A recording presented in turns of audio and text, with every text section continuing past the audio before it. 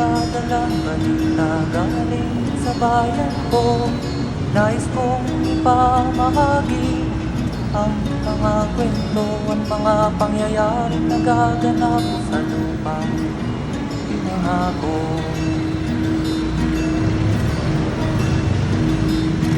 Ang lupang pinanggalingan ko'y may bahid ng dugo. May mga lorong di makalipan na sa hawlang ginto. May mga punong walang dahon, mga pusong di makakibot sa mga pangyayaring nagaganap sa lupang pinangako.